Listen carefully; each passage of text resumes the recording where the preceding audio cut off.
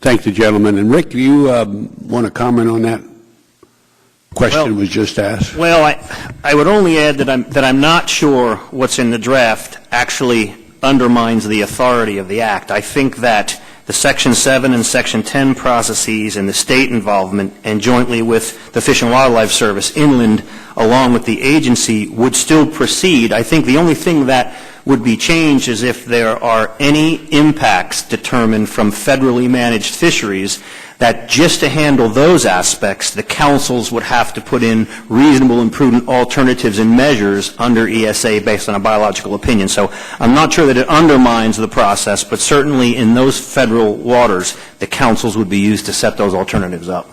Thank you. And Rick, while we're at it, the Magnuson-Stevens Act national standards provide for the management of the stocks of fish throughout their range to the extent predictable, and the patchwork of marine sanctuaries, marine monuments, and marine protected areas implemented under such status in some areas has created a patchwork of management regimes. While the discussion draft does not restrict the creation of sanctions on monuments, it does provide that the Council provide the management of fish resources under the Magnuson-Stevens Act. Why is this important?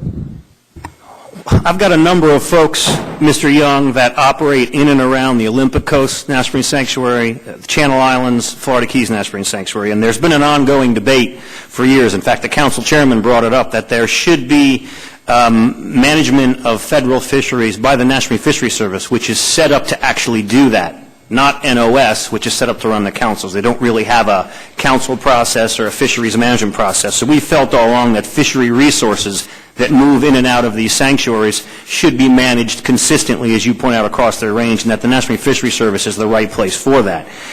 In terms of what we're concerned about, there's constant issues of sanctuary boundary expansion. There's issues of potential Antiquities Act at the end of any administration. We collectively hold our breath. And issues of protecting habitat, protecting coral from fishing impacts. So it's nice to actually have a process where you can go to and resolve these things with a law that sets up a system, and that's why we think the Act is the right way to go. All right. Mr. Garcia, you're up if you have questions.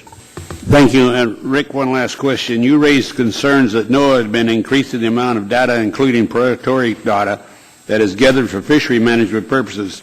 Do the current data confidentiality requirements adequately protect predatory data, including data voluntarily provided to NOAA? Well, we note that right now NOAA is undergoing a Federal Register process to basically implement or codify the regulations they're using now to handle confidential data, and they're under, I think, some extreme pressure to relax those standards. So there's a lot of concern about that right now, and I think the industry has weighed in during that comment process.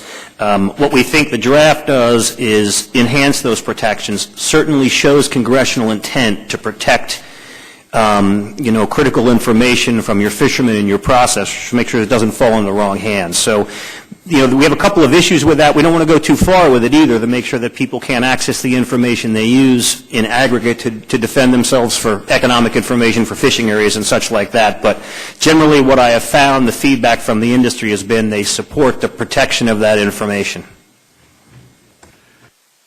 Thank you, Rick, and I want to thank the panel. I don't see any other members around here for your testimony, and as the father of this legislation, and I say it never should have been named the Magnuson-Stevens Act. It started on the House side.